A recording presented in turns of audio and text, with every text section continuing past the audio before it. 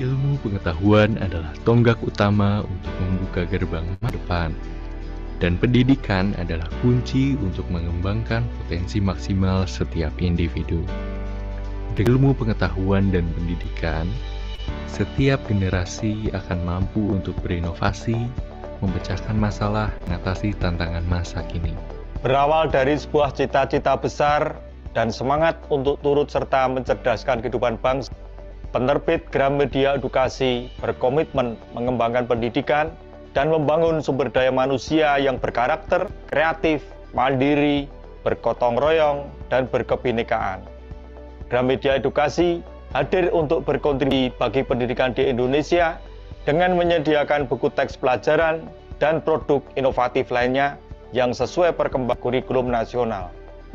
Gramedia Edukasi berupaya untuk menjadi mitra bagi guru dan siswa dalam proses pembelajaran yang efektif, baik di sekolah maupun secara mandiri di rumah. Didukung oleh tim berpengalaman, Gramedia Edukasi berkarya dengan antusias untuk menghasilkan buku-buku terbaik yang dapat membantu generasi muda untuk tumbuh dan berkembang. Gramedia Edukasi didukung oleh percetakan PT Gramedia yang tersebar di seluruh Indonesia untuk memastikan kualitas buku pendidikan yang terbaik, penyebaran yang merata, pengiriman tepat waktu. Kami hadir di seluruh Indonesia, dari Sabang sampai Merauke, untuk memastikan setiap buku yang dibutuhkan oleh sekolah-sekolah tersedia dengan mudah. Dengan berpegang pada satu tujuan, yaitu menyebar literasi dan mencerahkan kehidupan bangsa. Kami bangga menjadi bagian dari upaya untuk membentuk masa depan pendidikan di Indonesia.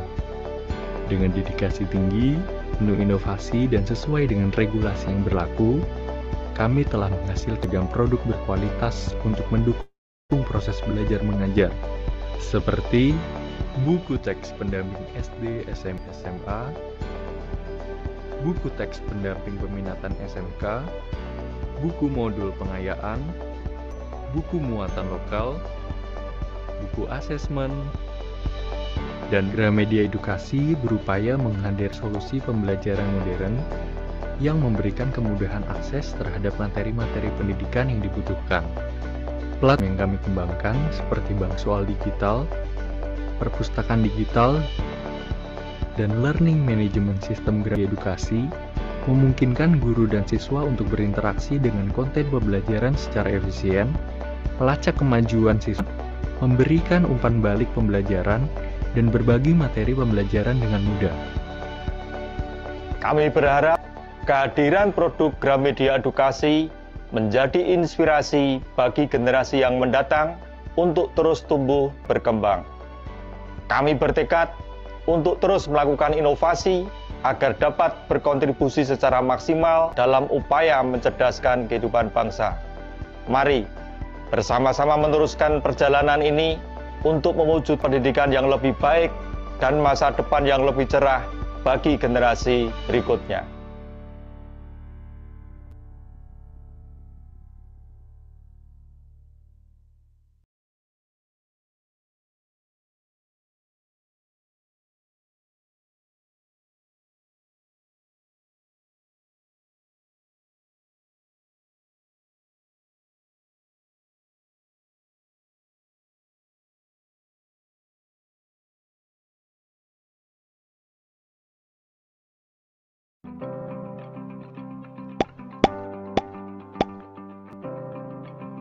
Gramedia Mitra Edukasi Indonesia adalah salah satu unit bisnis Kompas Gram Group yang bergerak di bidang penyediaan fasilitas, sarana, dan prasarana sekolah yang berdiri setahun 2016. Kami menyediakan produk-produk kebutuhan sekolah sesuai dengan regulasi yang berlaku. Sampai saat ini, Gramedia Mitra Edukasi Indonesia memiliki lebih dari 700 mitra yang tersebar di 325 kabupaten dan sudah melayani lebih dari 20.000 pelanggan seluruh Indonesia. Kami memiliki berbagai macam produk kebutuhan sekolah, mulai dari buku teks, buku literasi, produk digital edukatif, alat kesehatan, alat peraga pendidikan, dan alat tulis. Buku teks. Kami menyediakan berbagai macam buku seperti buku teks utama kurikulum merdeka, buku teks pendamping dan peminatan kurikulum merdeka, serta beberapa buku lainnya seperti buku latihan soal AKM dan Supermaster, dan buku pelengkap lainnya. Buku literasi. Untuk meningkatkan kemampuan literasi anak Indonesia, kami menekan paket buku literasi. Produk digital edukatif. Untuk mendukung digitalisasi pendidikan, Gramedia Mitra Edukasi Indonesia menyediakan perpustakaan digital serta learning management kawan mua-mua yang dapat digunakan secara gratis melalui sistem layanan cloud untuk mengakses kompetisi tes, bank soal, dan materi pelajaran kepada para siswa atau siswi. Gramedia Mitra Edukasi Indonesia juga menyediakan alat multimedia pendidikan seperti Google Chromebook, PC all-in-one, laptop, dan alat pendukung lainnya. Alat kesehatan. Kami menyediakan alat kesehatan sebagai bentuk pencegahan penyebaran COVID-19 seperti masker, face shield, termometer, mesin cuci tangan, hand sanitizer, hingga baju APD. Alat peraga pendidikan. Kami turut menyediakan alat peraga pendidikan seperti numerasi, alat laboratorium, alat olahraga, hingga alat musik untuk mendukung kegiatan Project Based Learning, dan juga alat permainan edukatif untuk jenjang pendidikan anak usia dini. Alat tulis. Kami juga menyediakan alat tulis untuk mendukung pelaksanaan kegiatan pembelajaran di kelas, seperti pulpen, tinta, spidol, pensil warna, dan lain sebagainya. Seluruh produk dapat Bapak dan Ibu temukan hanya di Siplah Gramedia.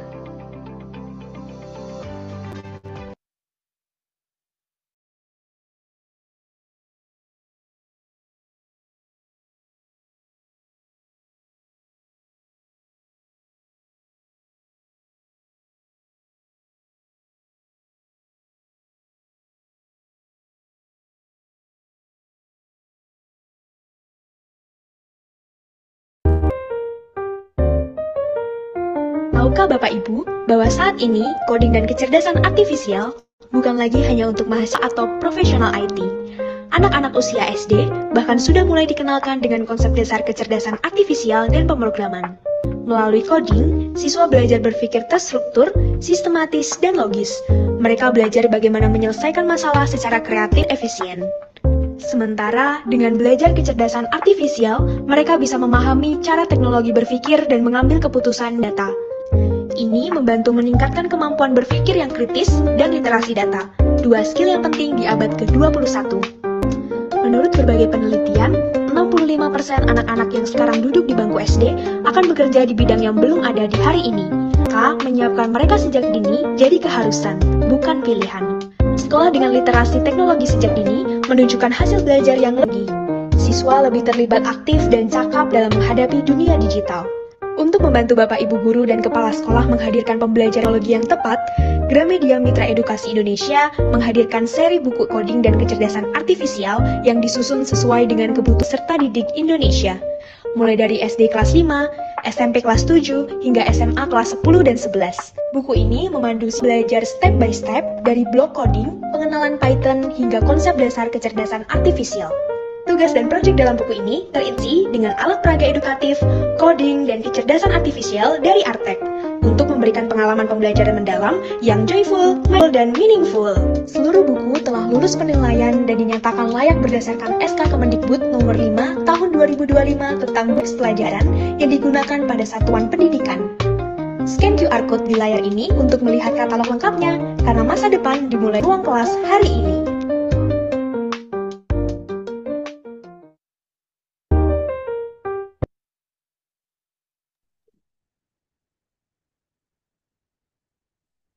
Assalamualaikum warahmatullahi wabarakatuh. Shalom, Om Swastiastu, Namo Buddhaya, salam kebajikan, salam sejahtera bagi kita semua.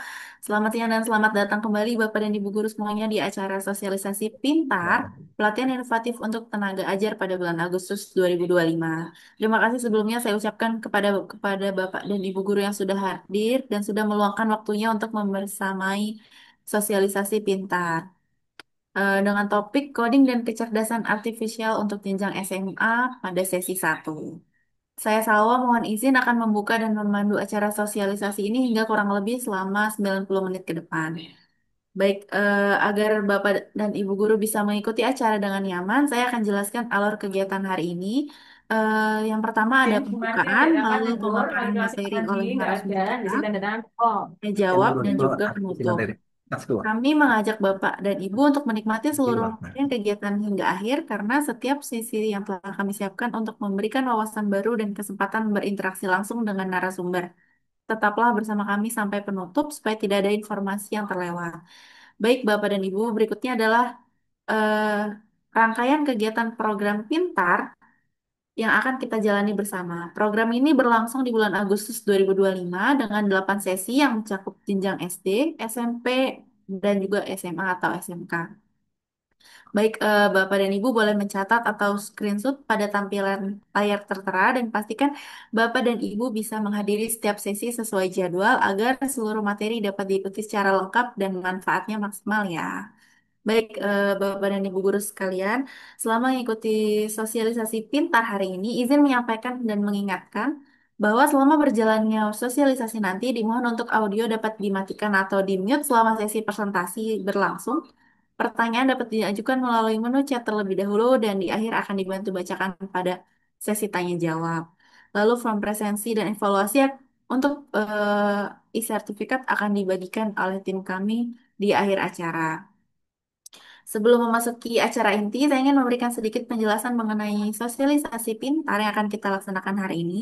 Pintar adalah sosialisasi pelatihan yang dirancang khusus untuk para guru SD, SMP, SMA, atau SMK agar siap mengintegrasikan mata pelajaran coding dan kecerdasan artifisial ke dalam pembelajaran di sekolah.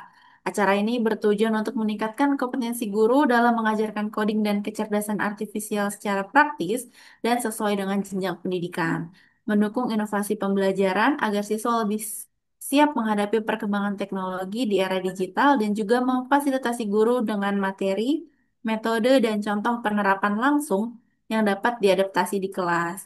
Melalui program ini diharapkan Bapak dan Ibu tidak hanya memahami konsep coding dan kecerdasan artifisial, tetapi juga mampu menerapkannya dalam kegiatan belajar mengajar. Jadi pastikan Bapak dan Ibu mengikuti setiap sesi sesuai dengan jenjangnya ya, agar mendapatkan pemahaman yang utuh dan manfaat yang maksimal. Acara ini terselenggara berkat dukungan dari berbagai pihak, termasuk penerbit Gramedia Edukasi dan Gramedia Mitra Edukasi Indonesia. Kami juga berharap webinar ini tidak menjadi sumber pengetahuan dan wawasan bagi Bapak dan Ibu semua, tapi juga menjadi wadah untuk berdiskusi bersama dan berkolaborasi.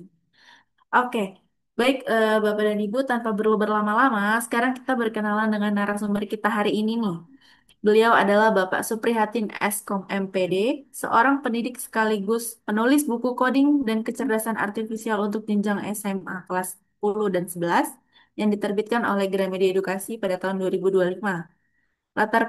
Belakang pendidikan beliau yaitu S1 Teknik Informatika Universitas Teknologi Yogyakarta, lalu eh, PEP Universitas Sarjana Wiyata Taman Siswa Yogyakarta.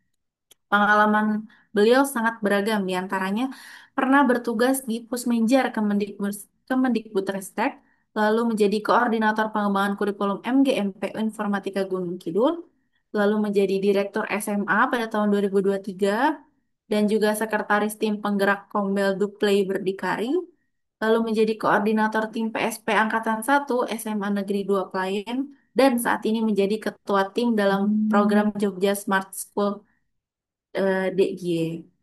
Mari kita sapa pembicara hebat kita hari ini. Selamat siang Bapak Suprihatin.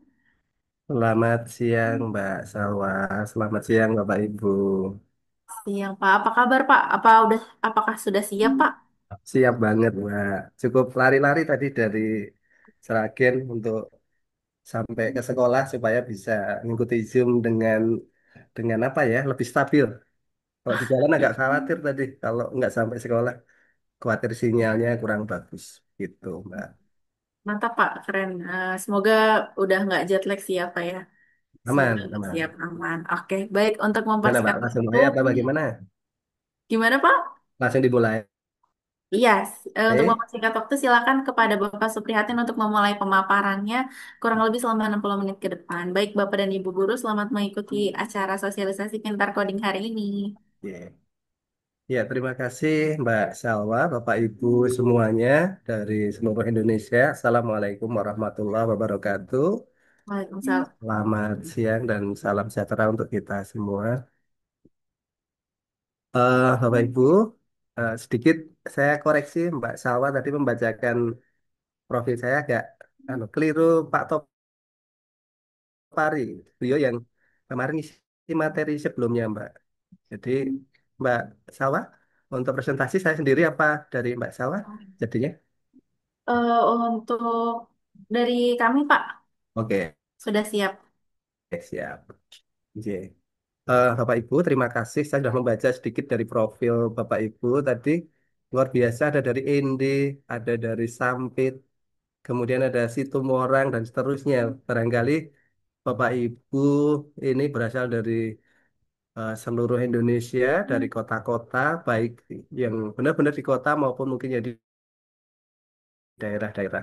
Sehingga saya paham betul kondisi masing-masing daerah, Bapak Ibu bisa jadi sangat beragam. Maka di kesempatan ini saya akan sharing bersama Bapak Ibu untuk belajar bersama, membersamai Bapak Ibu untuk memahami bagaimana coding dan kecerdasan artifisial dapat diaplikasikan di sekolah masing-masing. Boleh next Mbak untuk saya sedikit ulas tadi ada informasi. Nah, ini profil saya Mbak tadi yang disebutkan Pak Topari ya. Pak Topari kemarin materi pertama yang menyampaikan terkait bagaimana implementasi coding dan KA di dalam intrakurikuler maupun ekstrakurikuler maupun yang terintegrasi. Kemarin Bapak Topari sudah menyampaikan rigid sekali mengenai kebijakan formal terkait coding dan kecerdasan artifisial. Sehingga pada kesempatan ini saya nanti akan masuk kepada teknis bagaimana pembelajaran coding dan KA khususnya untuk semester 1. Sedangkan pada sesi 2 berarti tanggal 20 besok akan disampaikan oleh Bu Endah untuk materi-materi coding dan KA untuk semester 2. Sehingga Bapak Ibu saya sampaikan, monggo silahkan bergabung dan dicatat tanggalnya sehingga Bapak Ibu dapat eh, sharing bersama, mendapatkan gambaran secara utuh bagaimana coding dan KA itu diaplikasikan. Mengingat sampai hari ini Bapak Ibu, buku teks utama yang diterbitkan Kemendikbud, Kemdikdasmen belum keluar, sehingga buku dari Gramedia ini bisa jadi rujukan Bapak Ibu dalam mengajar. Dan kami sesuai dengan apa yang sudah kami susun, akan berusaha berbagi dengan Bapak Ibu semua terkait implementasi coding dan KA. Next, Mbak. Nah, ini profilnya sudah dibaca barangkali. Next. Nah, Bapak Ibu, saya menulis di Gramedia sudah dari 2017 nih, kurang lebih. Dan ada 8 buku yang kami susun. Ada satu yang kami susun untuk tingkat SMK, itu sistem komputer. Kemudian info, basis data ada 2, untuk SMK juga, jadi ada 3 buku SMK. Kemudian informatika kelas 10, 11, 12. Dan yang baru saja rilis 2025 adalah coding dan KA kelas 10 dan 11. Next, Mbak.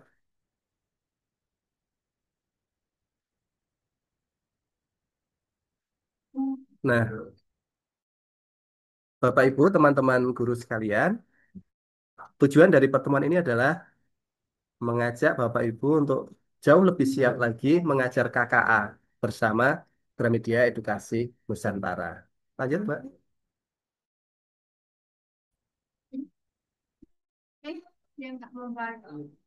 Next. Ya. eh Bapak Ibu, kemarin di pertemuan seminggu sebelumnya, Bapak Topari menyampaikan secara rigid kebijakan formal terkait coding dan KA.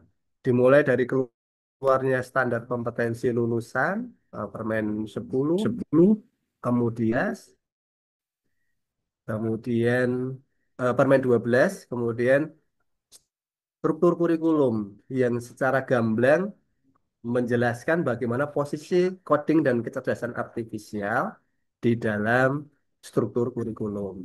Bapak Ibu, seperti saya juga alami, tentu sempat mengalami banyak kegalauan di awal-awal. Bagaimana KKA itu sudah ada naskah akademiknya, tetapi sampai dengan bulan Mei bahkan kita belum tahu posisinya di, dan Alhamdulillah Juli, tepatnya tanggal belasan ya, 11 atau 13, dirilislah Permen nomor 13 tentang struktur kurikulum. Nah, di sana tertuang jelas bahwa A berada pada posisi mata pelajaran pilihan dengan jumlah jam per minggu 2 jam, atau 2 jam pelajaran. Nah, tetapi memang ada sedikit kendala, Bapak Ibu. Untuk sekolah-sekolah yang punya muatan lokal, jumlah jam di kelas 10 itu menjadi banyak. Sehingga untuk diaplikasikan banyak yang terkendala.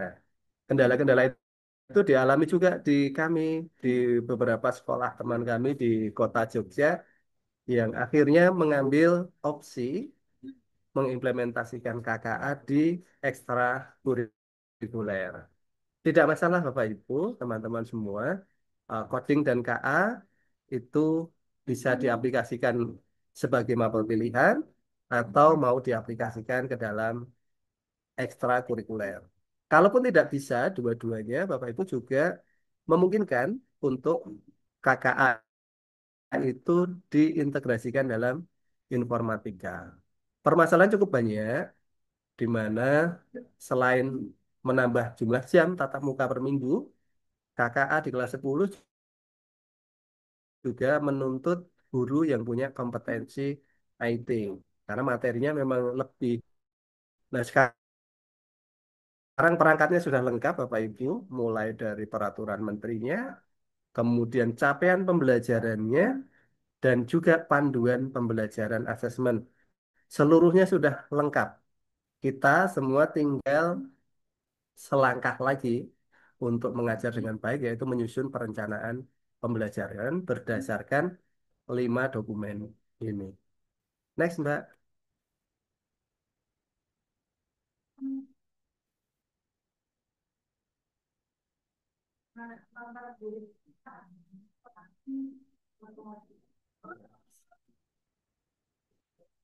Ya, Bapak Ibu, teman-teman semua, saya menyarankan jangan terburu-buru langsung masuk kepada substansi, karena sesungguhnya poin penting dari mata pelajaran ini terdapat pada rasionalitas yang harus kita pahami. Rasional kenapa kakak itu penting, kemudian tujuannya.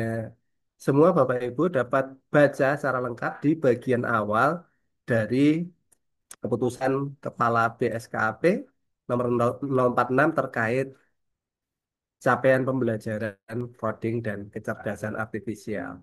Bisa dilihat ada 4. Yang pertama, terampil berpikir komputasional.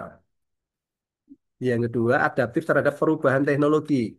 Ini tujuan-tujuan yang perlu dicapai oleh siswa, oleh murid ketika mereka belajar coding dan kecerdasan artifisial. Yang keempat, cakap dan bijak sebagai warga masyarakat digital.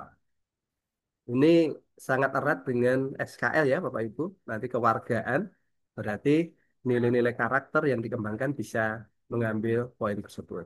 Kemudian yang keempat, terampil mengelola dan memanfaatkan data. Yang kelima, terampil berkarya dengan menghasilkan rancangan atau program melalui proses coding dan pemanfaatan KA.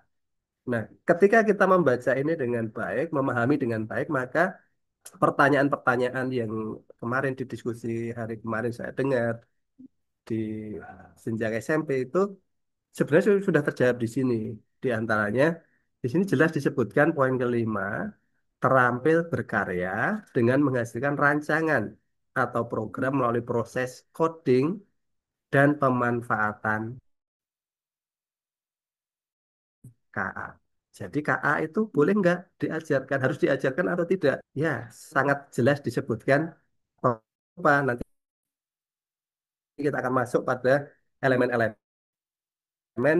yang di mana ketika kita memahami dengan baik, kita bisa mengajarkan dengan lebih baik lagi kepada anak-anak, bukan hanya keterampilannya, tetapi etika, etiknya dalam menentukan coding dan KA. Next, Mbak.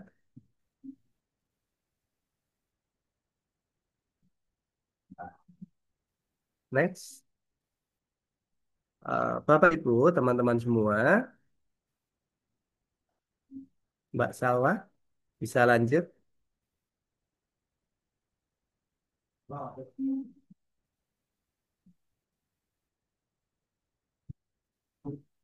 Halo Pak, masih next lagi?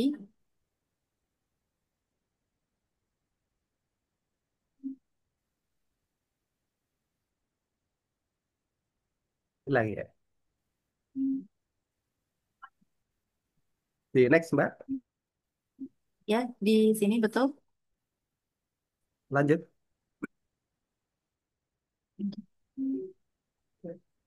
Saya saya handle saja ya, Mbak ya. Agak nge-lag, Oke, oke. udah dicapai Bapak Ibu, pembelajaran. teman-teman.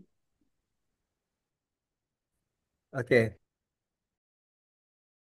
Nanti teman-teman, Bapak Ibu guru semua, eh, filenya bisa barangkali nanti bisa kita share untuk Bapak Ibu sekalian.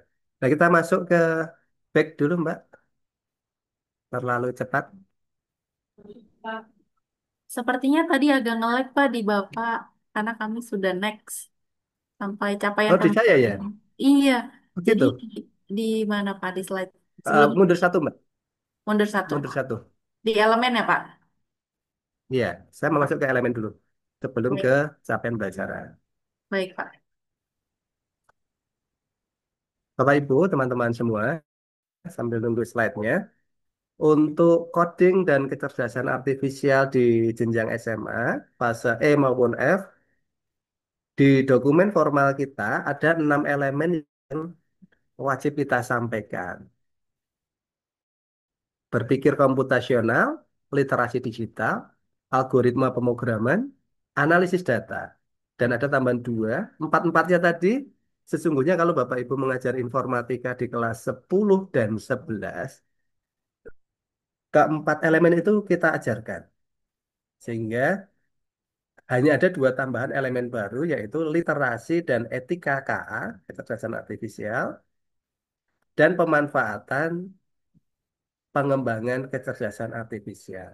Maka Bapak Ibu dari melihat elemen begini, Bapak Ibu yang di sekolah masing-masing mengajarkan informatika sekaligus mengajarkan KKA, perlu berhati-hati karena irisannya tebal banget. Irisannya tebal sekali. Terutama karena kelas 10 itu elemennya berpikir komputasional dan literasi digital.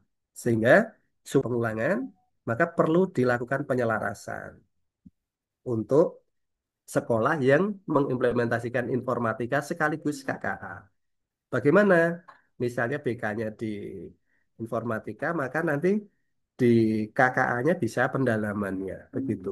Jangan dilakukan sama persis. Nanti mengajari apa 4 pilar di informatika, di KKA diajarkan lagi, sehingga banyak waktu yang terbuang. Padahal di elemen KKA ini materinya padat sekali, Bapak Ibu.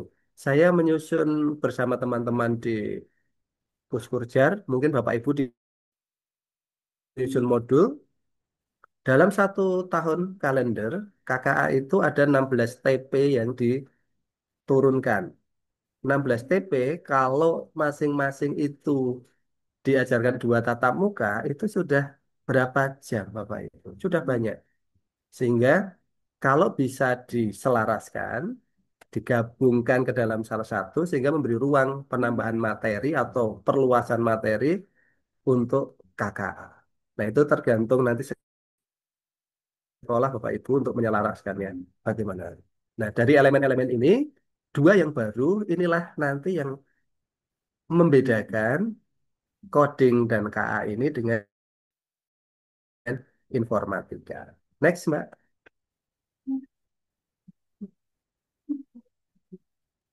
Nah, kita masuk ke capaian pembelajaran.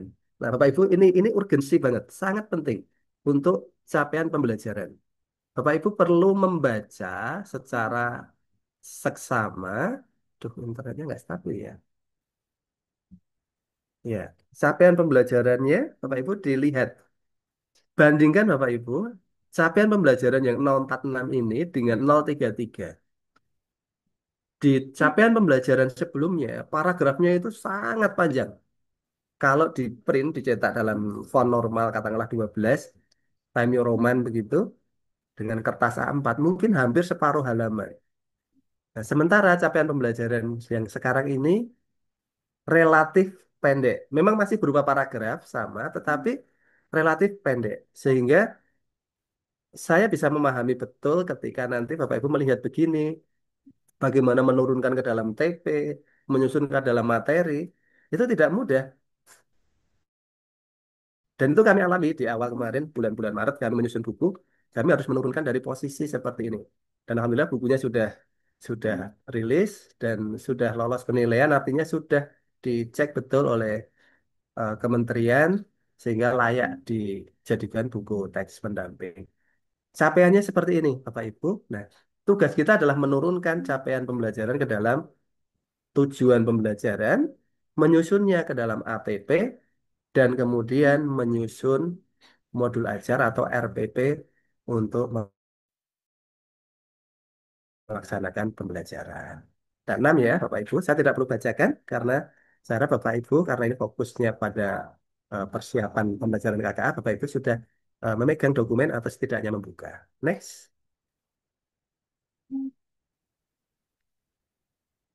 Nanti Bapak Ibu di sesi ini saya akan bahas bab per bab eh, tiga elemen yang diajarkan di semester satu. Nah, kita akan mulai dari menganalisis capaian pembelajaran, menyusun tujuan pembelajaran dan alurnya, kemudian merencanakan pembelajaran dan asesmen. Meskipun saya tidak akan menyampaikan secara teknis, karena di 2 atau 3 minggu lalu saya sudah menyampaikan ini di forum bersama Gramedia juga. Next.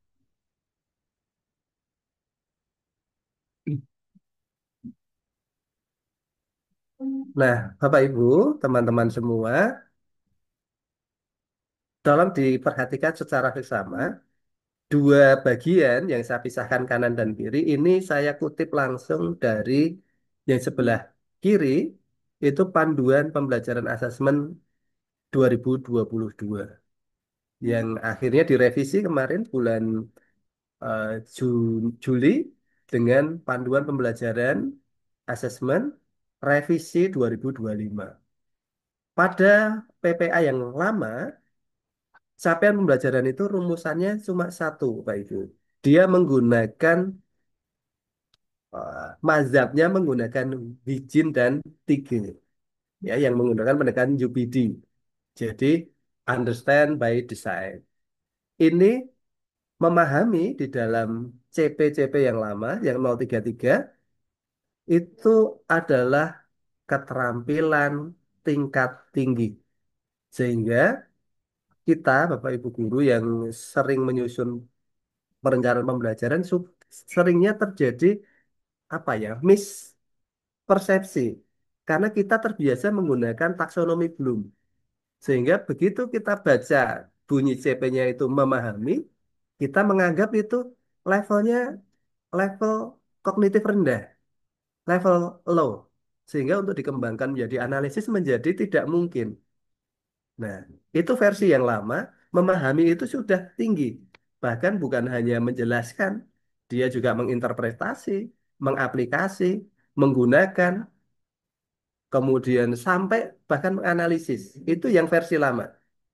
Nah, oleh karena banyak kebingungan, sehingga dibuatlah rumusan yang baru melalui panduan pembelajaran. Ada yang nggak ada suaranya, Mbak? Apa betul, Bapak Ibu? Ada Pak, Ada aman, ya? dengar Oh, aman. jelas. Iya, tadi ada chat yang gitu. Oke. Baik, saya lanjutkan. Untuk panduan pembelajaran dan asesmen revisi 2025, rumusan dalam CP, Bapak Ibu, yang tadi saya tayangkan, pendek-pendek, paragraf tapi pendek, tidak menggunakan Wijin dan Tige lagi. Tapi, rumusan kompetensi pada CP dapat menggunakan taksonomi Solo atau yang lainnya. Bisa Bloom, bisa Wijin, Tige, dan Mazzano, dan lain-lain.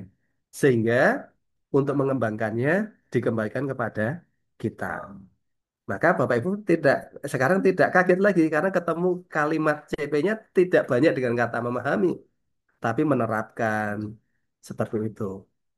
Jadi ini tolong menjadi konsep dasar yang harus Bapak Ibu pahami dulu sebelum nanti bergerak untuk menyusun. Ketika ini sudah paham bahwa oh ternyata berbeda dengan sebelumnya, kita lebih mudah dalam menyusunnya. Next. Oke, nah kita akan lanjut masuk pada materi-materi. Nah, ini memahami capaian pembelajaran. Kalau ini tidak banyak berbeda, Bapak Ibu. Dalam CP, kompetensi yang ingin dicapai ditulis dalam paragraf. Jadi kompetensi pengetahuan, keterampilan, dan sikap itu jadi satu kesatuan dalam paragraf besar tadi. Kemudian, CP itu terdiri dari rasional, tujuan, dan karakteristik, serta capaian per fase. Ini tadi di awal-awal sudah saya tayangkan. Nah, semua hal ini, capaian pembelajaran itu muara akhirnya adalah untuk mencapai standar kompetensi lulusan. Yang kita tahu, standar kompetensi lulusan itu ada 8 dimensi. Beriman bertakwa kepada Tuhan Yang Maha Esa, kewargaan, penalaran kritis, komunikasi, kemudian ada kolaborasi, dan seterusnya. Nah, ini muaranya begitu. Sehingga nanti ketika menyusun perangkat, administrasi pembelajaran, bahkan mengajarkannya, jangan lupa goal settingnya adalah menyiapkan murid kita mencapai standar kompetensi lulusan sebagaimana tertuang dalam dokumen formal Permen 10 tersebut. Next, lagi Mbak. Nah, di dokumen yang baru, Bapak Ibu, di PPA yang baru, revisi-revisi, untuk merumuskan TP, caranya masih sama. Ada 3. Bapak Ibu bisa langsung menurunkan dari CP menjadi TP secara langsung. Kalau sudah paham, Bapak Ibu bisa langsung menurunkan. Alternatif kedua masih sama juga dengan menggunakan menganalisis kompetensi dan konten. Alternatif ketiga merumuskan TP lintas elemen CP. Tadi elemen kita ada 6. Jadi kalau mau digabung lintas elemen juga boleh, tidak masalah. Contoh, ini CP untuk CP1 berpikir komputasional. Sependek itu sekarang Bapak Ibu. Menerapkan berpikir komputasional untuk memecahkan permasalahan sehari-hari yang kompleks. Nah, yang saya beri warna berbeda itu adalah kompetensinya. Kompetensinya menerapkan. Jadi, ketika kita mengajar ini, goalnya adalah siswa mampu menerapkan. Menerapkan berpikir komputasional. Punya 4 pilar. Dekomposisi, pengenalan pola, abstraksi, dan juga algoritma. Nah, 4 pilar ini digunakan untuk memecahkan masalah sehari-hari. Bapak Ibu, di buku yang kami susun, buku kami namanya buku teks pendamping. Kalau yang diterbitkan kementerian itu namanya buku teks utama. Sehingga sifat buku yang diterbitkan dari Gramedia itu memperluas, memperdalam, memperjelas gitu. Jadi bisa lebih gitu. Tapi kalau yang dari kementerian itu memang pokok gitu. Jadi sifatnya begitu. Sehingga Bapak Ibu, masalah sehari-harinya apa? Nanti kita kupas. Mulai dari yang dialami siswa di dalam kelas sampai nanti masalah yang kita kaitkan ke dalam konteks pengembangan berkelanjutan. Contoh kedua, menerapkan produksi dan diseminasi konten digital dalam bentuk sajian multimedia. Nah, ini menerapkan lagi kompetensinya itu. Kita tidak menjumpai seperti ini pada CP033. CP033 menggunakan frasa, kata kerja, memahami. Sehingga kita bisa membuat dari yang dasar, pemahaman, mengingat, mengidentifikasi, sampai menganalisis. Tapi kalau ini sudah jelas, goalnya adalah menerapkan. Maka itu yang dituntut. Asesmen kita pun targetnya adalah menilai sesuai capaian yang diamanatkan pada capaian pembelajaran ini. Next, Mbak. Ini masih cukup banyak. Nah, ini tadi sudah saya singgung, buku coding dan KA dari Gramedia itu melengkapi, memperluas, memperdalam materi dari buku teks utama. Meskipun sampai sekarang bukunya belum keluar, Bapak Ibu, tapi saya tahu yang nyusun teman-teman seperti sudah kelar. Paling tinggal beberapa waktu ke depan sudah bisa dirilis. Nah, eh, kami juga kemarin melengkapi buku ini dengan modul ajar dan materi ajar berupa PPT. Nanti mengenai teknisnya bagaimana mendapatkannya mungkin dari teman-teman di Gramedia. Karena kami sudah melengkapi dengan fitur itu sehingga Bapak Ibu yang barangkali sekolah menggunakannya nanti bisa komunikasi atau bagaimana nanti Mbak Salwan direct dijelaskan barangkali. Next, Mbak. Nah, kita mulai dari bab satu, Bapak Ibu semua. Kita di buku kami, kami menyusun dalam 8 bab. Meskipun CP-nya ada 6. Nggak masalah, karena ada satu muatan yang pemrograman itu cukup luas banget babnya, sehingga perlu dipecah menjadi 2 bab berbeda. CP untuk bab satu menerapkan berpikir komputasional untuk memecahkan permasalahan sehari-hari yang kompleks. Tadi sudah saya sebutkan di depan. Next, Mbak. Kita akan bedah sedikit di sini. Nah, Bapak Ibu teman-teman semua, masalah kompleks sehari-hari itu apa? Karena kita di sesi ini saya diminta sharing untuk lebih dalam terkait KKA-nya sendiri. Maka ketika ngajar Bapak Ibu, eh, di buku kami arahkan pada masalah sehari-hari, tetapi kami hubungkan, kaitkan dengan Sustainable Development Goal, PBB, Pembangunan Manusia Berkelanjutan, SDG 11. Itu tentang pemukiman, perkotaan, dan seterusnya. Nanti bisa dibaca secara detail. Jadi, masalah pembangunan berkelanjutan, nanti konteksnya Bapak Ibu, meskipun contoh di sini tentang praktiknya sampai ada praktik sensor ya, sensor IoT untuk sensor kebakaran. Karena masalahnya yang kami jadikan contoh adalah masalah di perkotaan. Kota yang padat penduduk, rumah berdempetan, dengan material yang seadanya, mohon maaf, barangkali kita sering melihat potret di TV, ya, video, ketika di pemukiman di perkotaan yang, mohon maaf, sekali lagi, kumuh dan sebagainya, itu bahan materialnya tidak aman dari ancaman bahaya ini. Itu adalah masalah. Banyak hal, masalah di perkotaan, satu, tentang banjir, dua, tentang sampah, tiga, tentang kebakaran. Di mana setiap musim kemarau kita sering lihat di televisi kebakaran di kota A, B, C, dan seterusnya. Itu adalah masalah. Masalah yang bisa jadi dialami oleh murid-murid kita di sekolah kita. Nah, Bapak Ibu ketika mengajar dengan pendekatan pembelajaran mendalam juga tidak boleh lupa yang kita ajar adalah murid-murid kita. Maka kita harus menggali sebanyak mungkin permasalahan yang dialami atau yang dirasakan anak-anak, murid kita dan keluarganya, yang karena itu terus-menerus dijalani sehingga menjadi habit tidak dianggap masalah. Contohnya pemukiman yang rentet ya, dekat sekali begitu, ketika ada konsleting listrik memicu kebakaran, maka dengan secepat hunian di situ. Banjir juga sama, begitu tumpukan material sampah menghambat laju air, itu bisa menyapu rumah dan semua harta kekayaan yang dimiliki. Maka kami memberikan contoh di dalam buku ini adalah eh, masalah sehari-hari dengan saya mengambil satu contoh, membuat simulasi bagi sekolah yang punya perangkat Arduino, ESP32 dan seterusnya, bisa praktek langsung. Kalau yang tidak masalah Bapak Ibu. Selama Bapak Ibu punya koneksi internet, Bapak Ibu bisa praktek dengan simulator Wombi. Semua ada pada bab ini.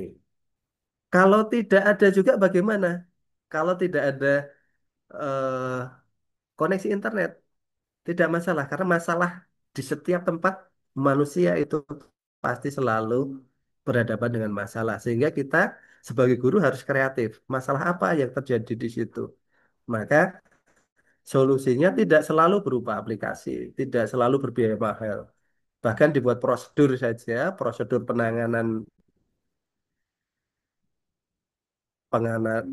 bencana, mitigasi. Kalau itu sudah berupa inovasi kalau saat ini belum ada. Itu poin di bab satu, Bapak Ibu. Jadi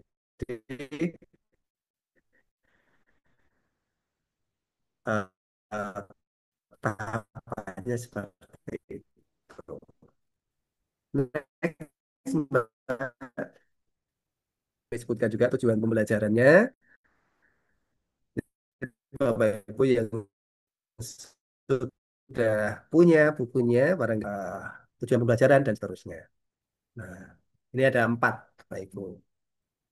Mulai dari mengidentifikasi masalah nyata di sekitar lingkungan terkait. Nah, di tujuan yang pertama ini harapannya adalah Bapak Ibu aktif menggali informasi, anak diberi ruang yang cukup untuk mengungkapkan kamu tinggal di mana. Misalnya, anak ini tinggal saya di perkotaan, Pak. Resiko potensi bahaya yang mengancam kamu apa? Gitu. Untuk anak yang di pegunungan juga sama ditanyakan begitu. Kasus ini dialami semua di lokasi manapun. Sesungguhnya kita punya ancaman bahaya. Sehingga punya kesadaran mitigasi untuk mengatasi masalah itu penting. Dan kalau berhasil membuat prototipe, membuat alat yang mampu mitigasi masalah di lingkungannya, bahkan di rumahnya, bahkan berdampak pada lingkungannya, tentu itu menjadi nilai lebih dari kita mengajar KKA anak-anak kita. Next, Mbak, masih ada 3 bab.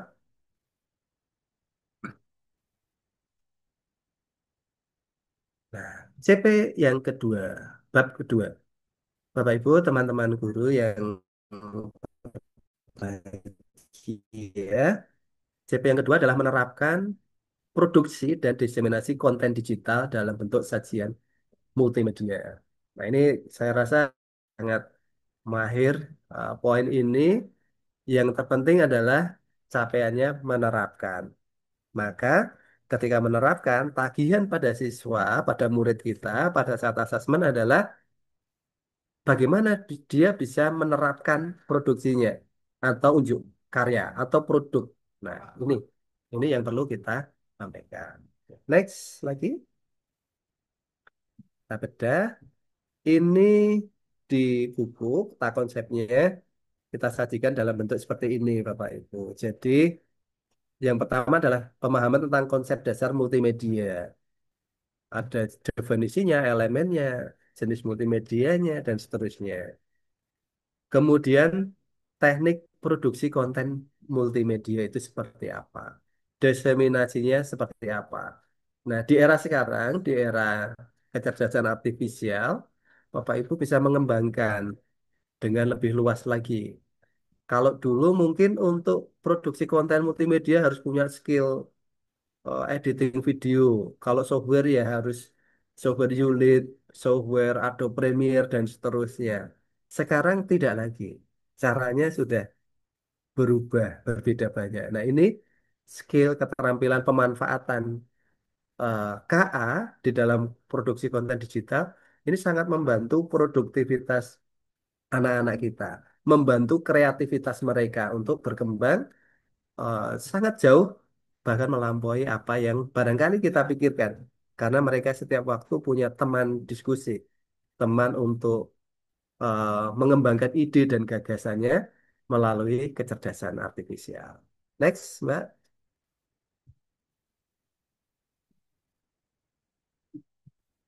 Nah, ini TP-nya sudah kami rumuskan seperti itu, Bapak Ibu.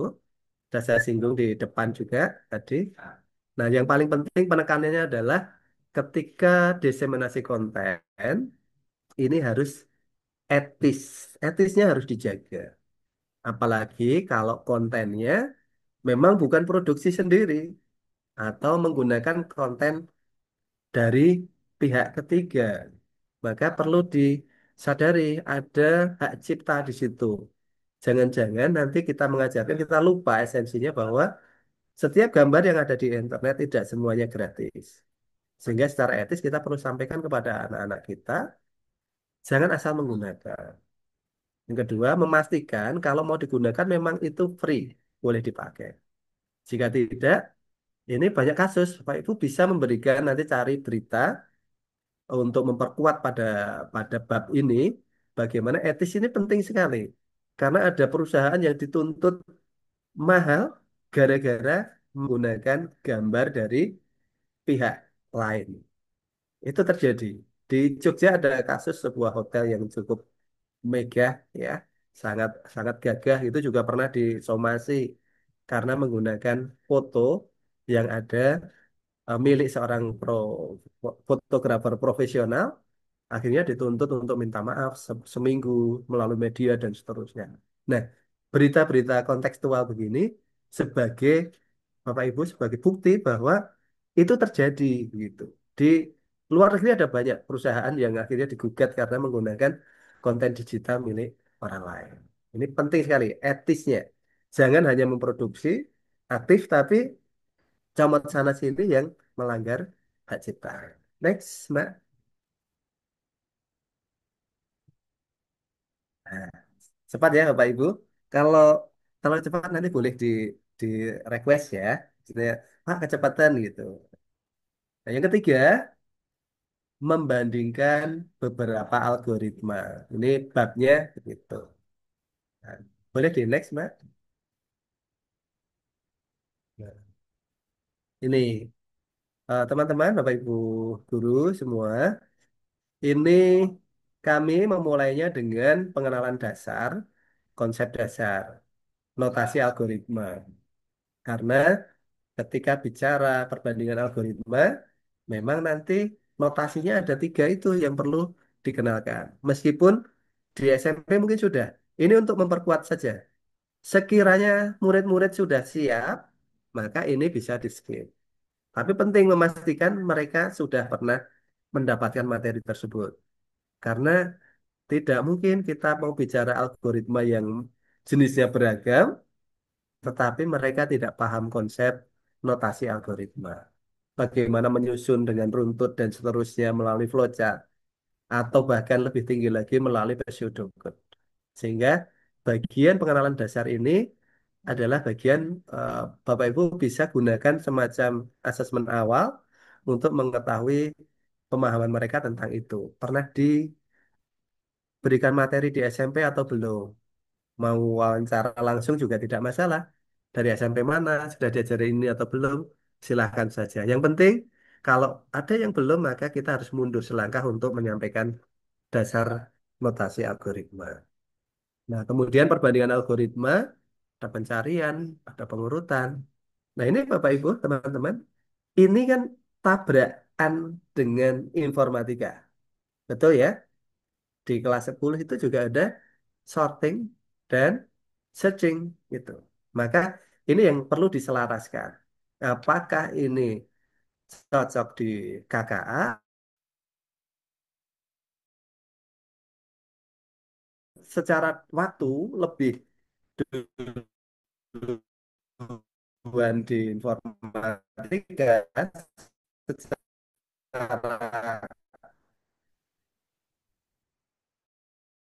apa ya kalau tujuan pembelajarannya maka buat aduan secara yang informatika bisa untuk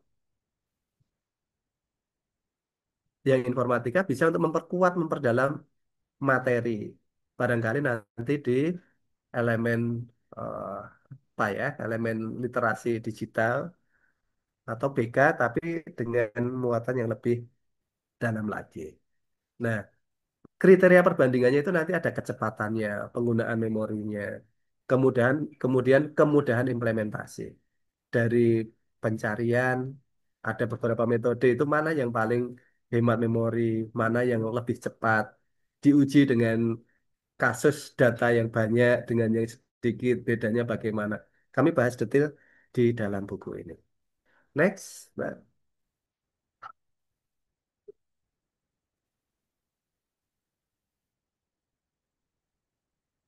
Nah, kami menyusun dalam 3 TP ya, seperti itu. Jadi, ini benar-benar mirip dengan yang informatika secara muatan materi. Karena linear search, ya, pencarian biner, bubble sort, selection sort, tuh. Kelebihan dan kekurangannya apa, ini semua dibahas di sana. Next lagi, Mbak.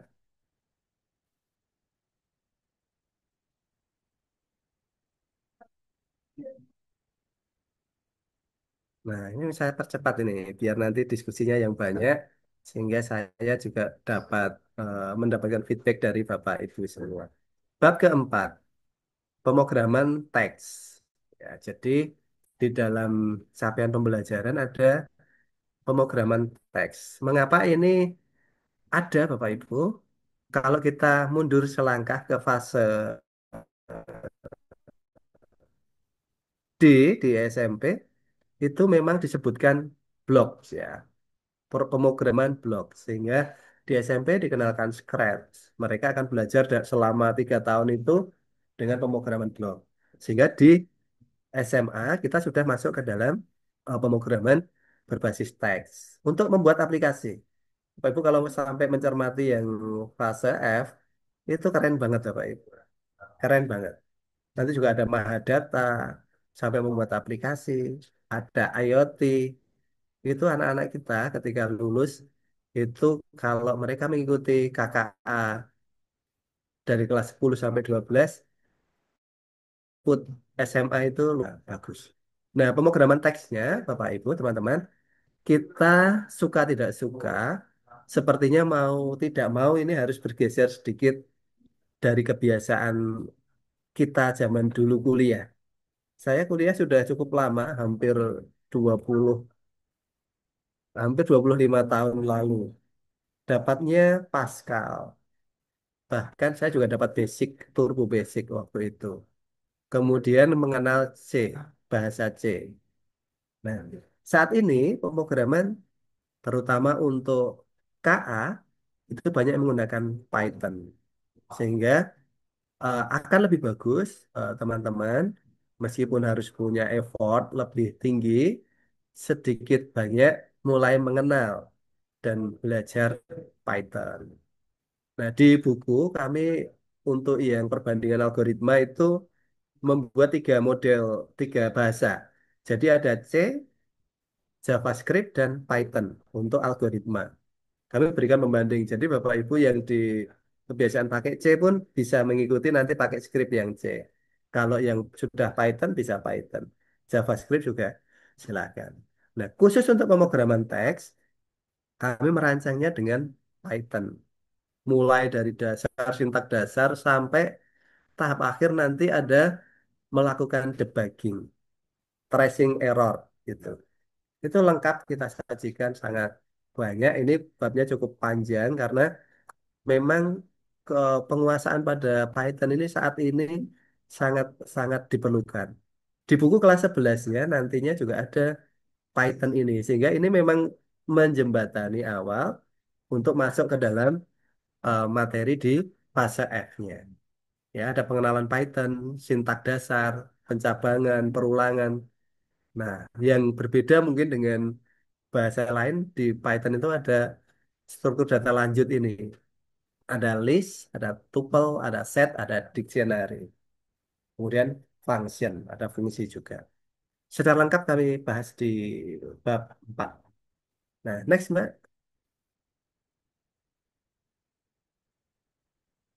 Nah, ini tujuan pembelajarannya. Yang terakhir sampai pada mengembangkan proyek teks sederhana yang relevan dengan kehidupan peserta didik. Cukup lengkap dan banyak Bapak Ibu. Monggo barangkali nanti bertahap saling saling belajar bersama, membuka jejaring komunitas untuk sama-sama belajar. Saya paham betul tidak semua sekolah punya guru IT dengan background yang seharusnya. Bahkan di sekolah kami pun kami punya guru yang mengajar informatika dari background sains. Karena memang secara regulasi boleh. Sehingga tidak ada salahnya kita membuka ruang untuk dialog, membangun komunitas, jejaring, untuk belajar bareng.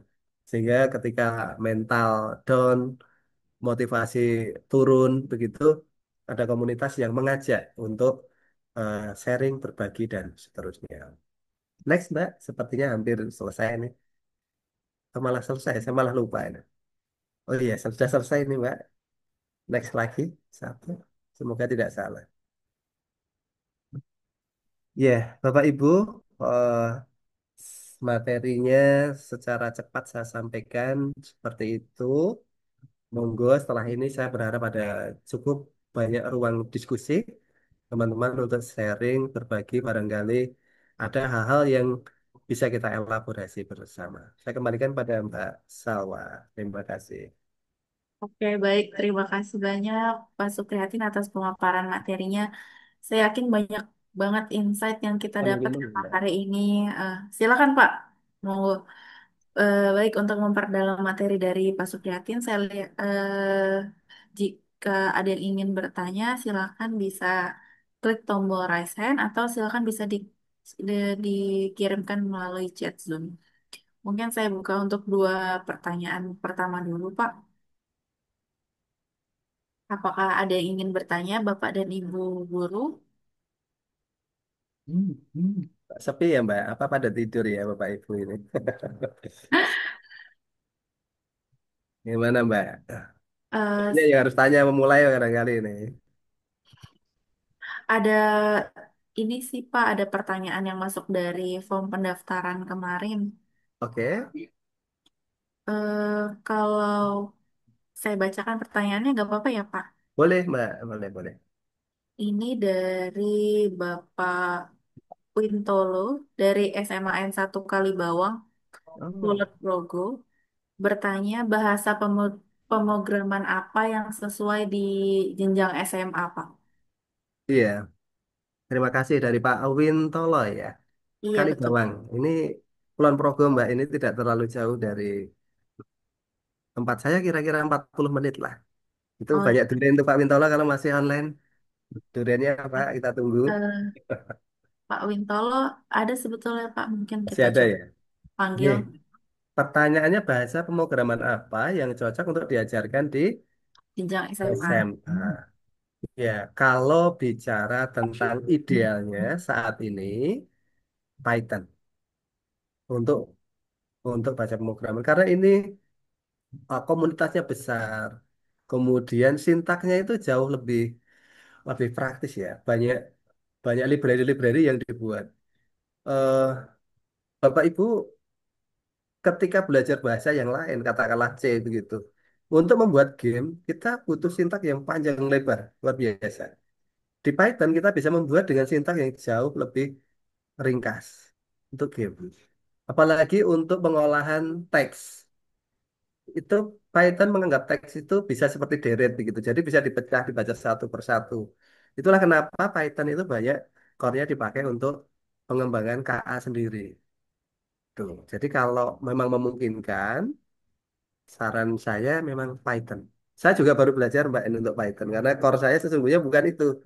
Tapi sesungguhnya baca program sama sejak dulu. Ya, sintak dasar, ada variabel, ada konstanta, kemudian perulangan, pencabangan, fungsi, terus library, ekstensi atau apa, sama aja lah semua, nggak banyak berbeda. Kita hanya ibaratnya kalau sudah menguasai C, belajar Python itu ya ibaratnya kalau kita biasa pakai sabit, modelnya melengkung, yang ini agak kurang melengkung, gitu aja lah kurang lebihnya.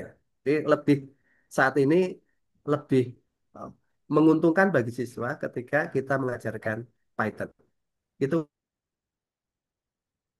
Oke, baik. Semoga bisa terjawab ya Pak Wintolo atas pertanyaannya.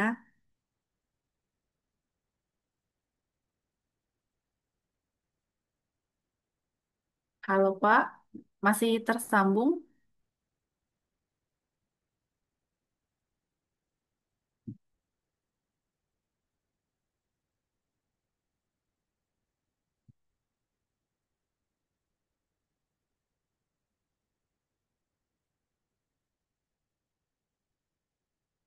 Sepertinya kita terputus dengan Pak Suprihatin. Mohon ditunggu Bapak dan Ibu Guru eh, untuk Bapak Suprihatin bisa kembali dengan kita. Mungkin jika ada yang ingin bertanya, kita silakan bisa raise hand. Nanti akan dibantu saya unmute untuk langsung ditanyakan kepada narasumber. Oke, sebelumnya udah ada Pak Abdul Latif ya Pak ya. Kita ketemu lagi Pak. Untuk eh, kita menunggu Pak Suprihatin dahulu ya Pak untuk bisa join lagi. Sepertinya terlempar beliau.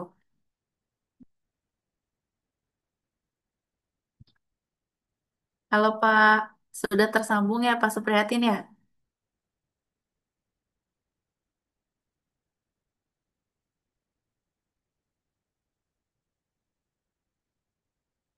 Masih ke mute Pak.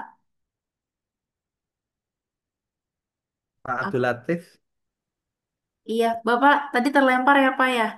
Ini Iya, ada betul. pertanyaan dari, ada yang raise hand dari Pak Abdul Latif mungkin Iya, mari Pak boleh. Abdul Latif. Alhamdulillah, senang saya. Salam kenal Pak, silakan. Terima kasih Bapak untuk kesempatannya. Di sini sebenarnya saya ngajarnya di SMP Pak, tapi juga ngajar di tingkat SMA Di di dua daerah mana Pak? lembaga. Daerah Wajak Malang Pak, Oh Malang, Masya Allah. Oke, Pak. Malang. Nggih. Monggo, monggo. Tanyanya Apa yang untuk mempermudah sintak, menghafal sintak Pak. Mungkin kita basicnya saya bahasa Inggris. Jadi untuk apa itu kode-kode coding itu sangat awam Pak. Oh ya. Tapi bahasa Inggris ya, Bapak ya? Bahasa Inggris Bahasa Pak. Inggris. Oh, wow. Ilmunya jenengan banget ini. Ya, jadi bagaimana memudahkan menghafal sintak begitu ya? Ya. Baik, Pak. Itu aja atau ada yang lain sekalian barangkali?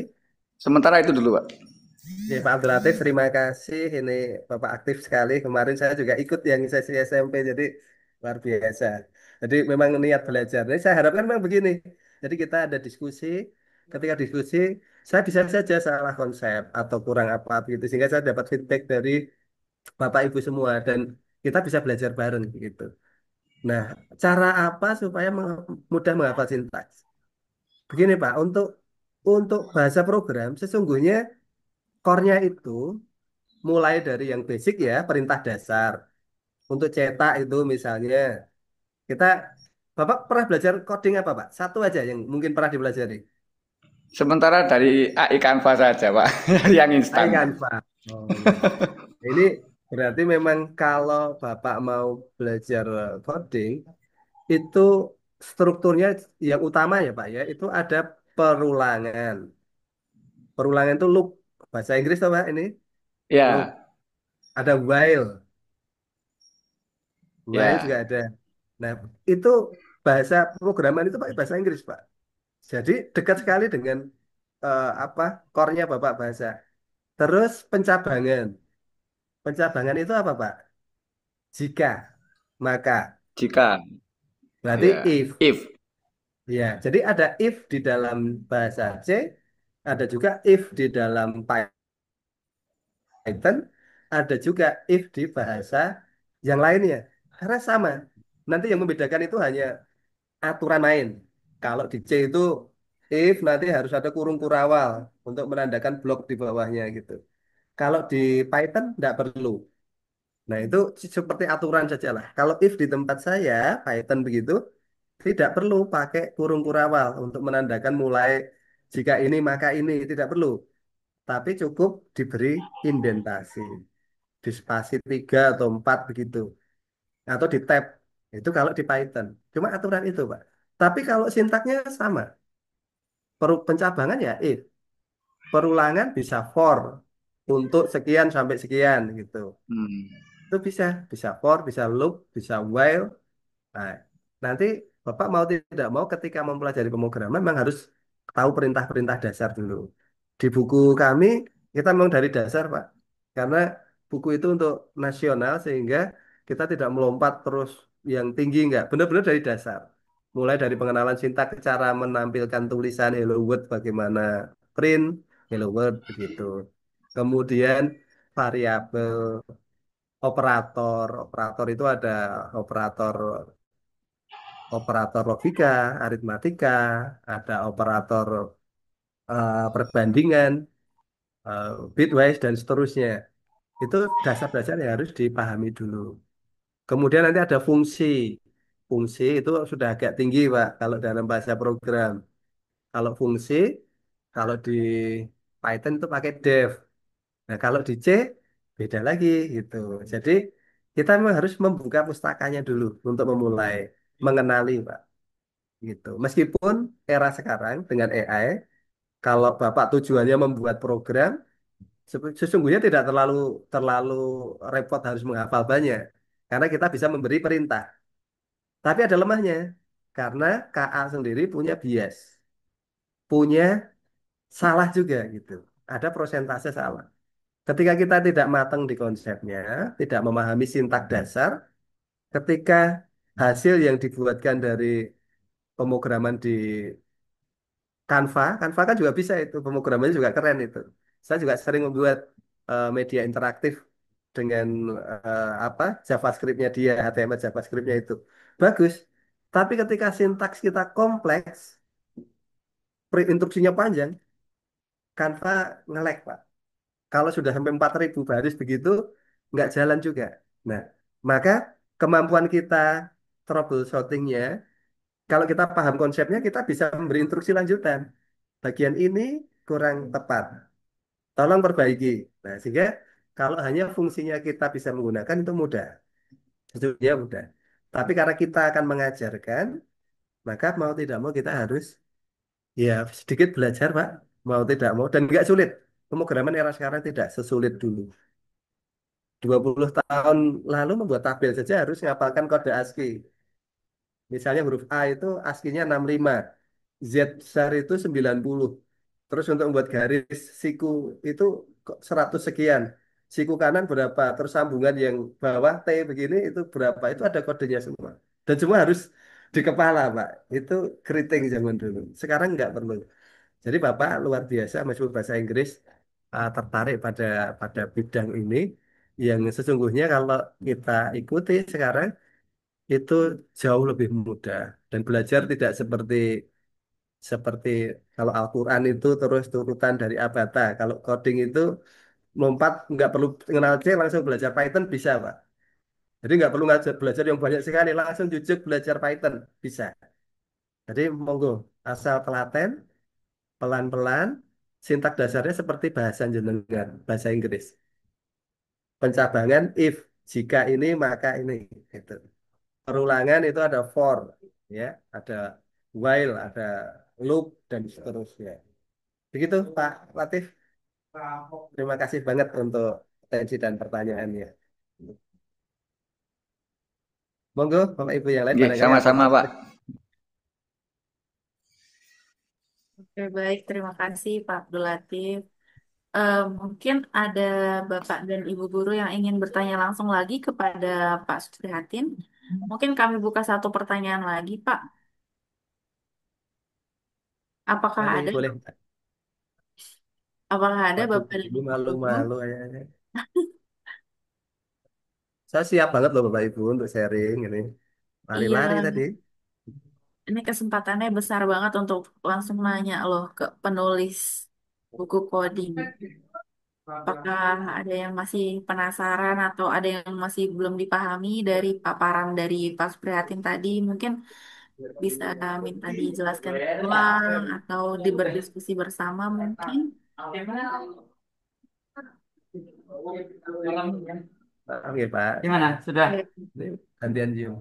Ada dari Ibu Mainenda. Oke, baik. Silakan Ibu bisa sampaikan pertanyaannya, Bu.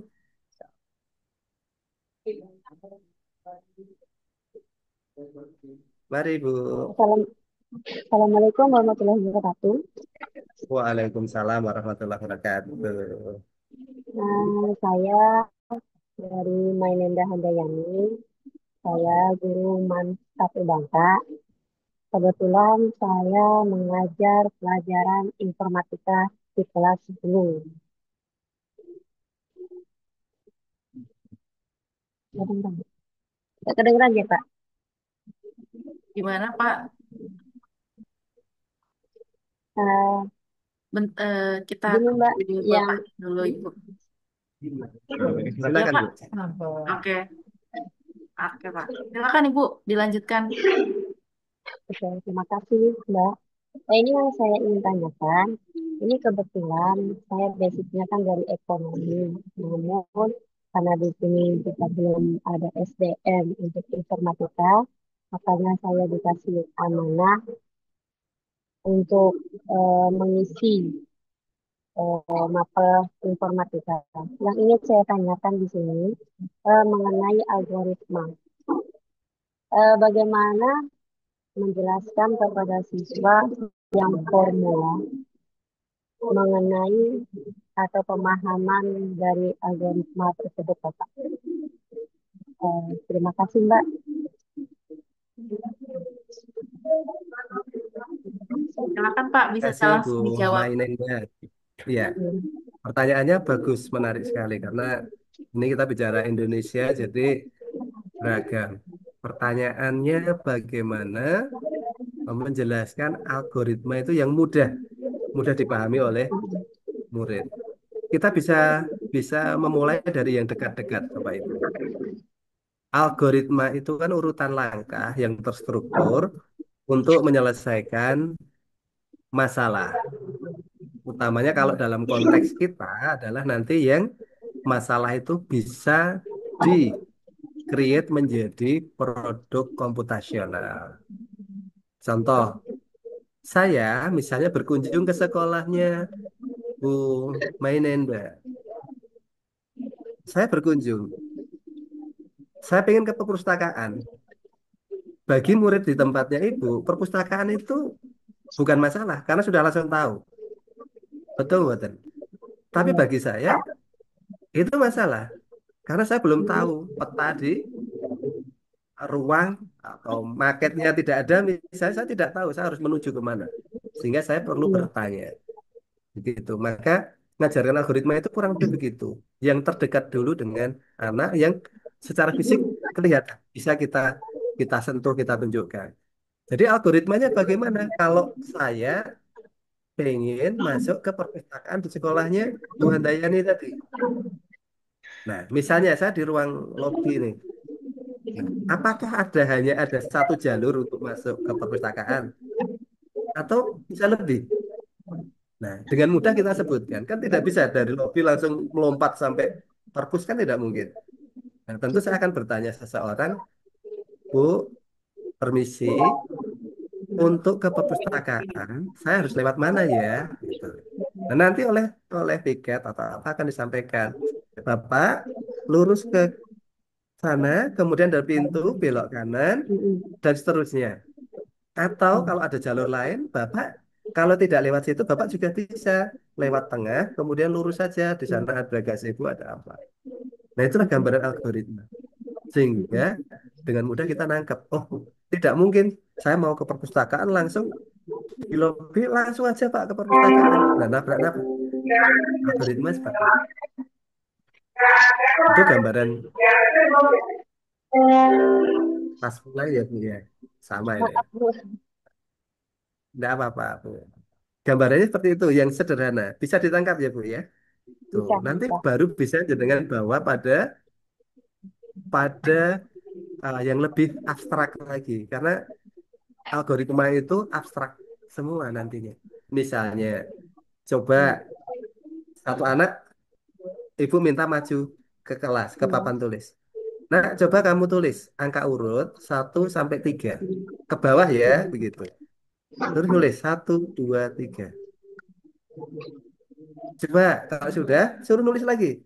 Sekarang coba tulis 1 sampai 10 di sebelahnya. 1, 2, 3, 4 sampai 10. Anak 1 sampai 3 langsung dikerjakan.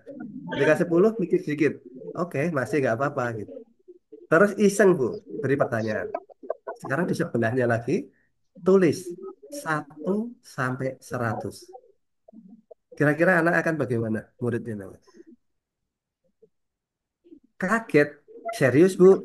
Kira-kira begitu. Iya.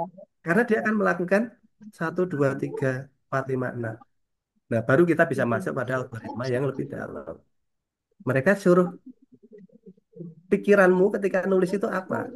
Sesungguhnya apa yang terjadi? Hmm. Karena algoritma itu ada input, ada output. Nah, untuk mencapai output ada proses. Prosesnya adalah pertama tulis angka 1. Ulangi sampai dengan perintah dari jenengan tadi. Kalau 3 ulangi sampai dengan 3. Hmm. Cetak angka. Misalnya disvariabelkan X. Angka +1. Sudah selesai. 4 langkah, selesai algoritmanya. Dengan begitu, anak-anak kita bisa paham lebih mudah. Iya. Begitu Ibu kira-kira. Sama nanti kasus lebih tinggi lagi, jangan minta untuk membuat menghitung bilangan 1 sampai 100. Anak berpikir lama begitu. Iya. 1 sampai 1000. Nah, karena manusia punya emosi, punya rasa, ketika diperintahkan sederhana 1 sampai 3 oke, 1 sampai 10 masih oke gitu. 1 sampai 1000, anak bisa jadi marah. Nah, Iya. karena punya marah, punya rasa, emosi segala macam, Hmm. akal budi manusia itu menyusun algoritma abstrak sehingga ketemu algoritma untuk membuat angka urut, algoritma untuk membuat mengurutkan angka. Yang itu di program komputer tinggal klik langsung jadi. Diberi instruksi 1 sampai 100, 1 detik jadi. 1 sampai 1000 juga 1 detik selesai. 1 sampai 1 juta juga 1 detik. Tulisnya hanya mili detik. Begitu Ibu kira-kira gambarannya. Iya. Baik Pak, terima kasih sudah diterangkan soal kita kami. Terima kasih. Baik, terima kasih Ibu atas pertanyaannya. Saya jadi ikut ngerti juga Pak jadinya algoritma yang Iya. Oke. Terima kasih ya Bu. Baik, Iya, sama-sama. baik, Bapak dan Ibu Guru, terima kasih banyak atas antusias dan segala pertanyaan yang telah diajukan. Mohon maaf nih Bapak dan Ibu karena ternyata sehubungan dengan waktu sharing oleh Pak Suprihatin sudah berakhir. Mungkin sesi tanya jawab kami akhiri. Semoga bisa ditanyakan dan bisa dijawab kembali oleh Pak Suprihatin di kesempatan baik lainnya. Tenang aja. Oke, terima kasih banyak Pak Suprihatin atas sharing ilmunya, waktunya, dan diskusinya nih Pak selama sesi tanya jawab. Sebelum meninggalkan ruangan Zoom, dipersilakan untuk memberikan closing statement dulu Pak untuk kesimpulan dari materi hari ini. Ya, terima kasih Mbak Salwa, Bapak Ibu, rekan-rekan guru. Eh, KKA sudah secara formal jadi kebijakan. Dokumen kebijakan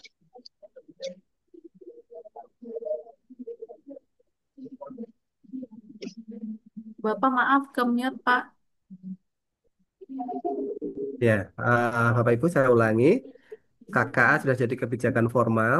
Dokumen-dokumen kebijakannya sudah lengkap, mulai dari SKL sampai dengan panduan pembelajaran asesmen. Tugas kita sekarang adalah menyiapkan pembelajaran yang sebaik-baiknya. Nah, mulai dari menurunkan CP menjadi TP, menyusun ke dalam ATP, dan menyusun modul ajar maupun RPP di sekolah masing-masing tentu punya kebijakan yang berbeda. Oleh karenanya, Bapak Ibu, tantangan KA sangat besar. Anak-anak sudah sangat dekat dengan dunia ini, dengan KA, maka etika penggunaan KA perlu betul-betul kita ajarkan. Kita sampaikan supaya anak-anak tidak keliru dalam pemanfaatan tekniknya. Kemudian kami sudah berupaya untuk keterbatasannya melalui karya buku yang kami kembangkan.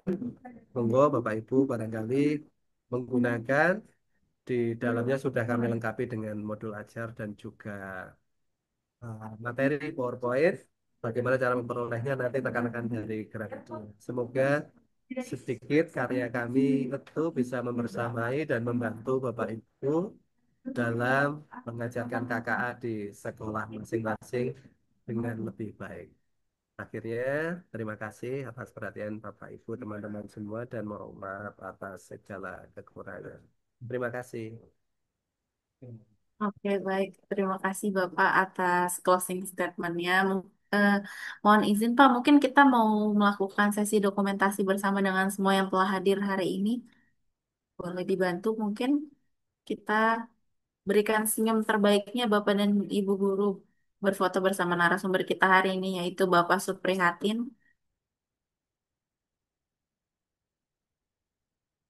Oke, sudah semua open cam.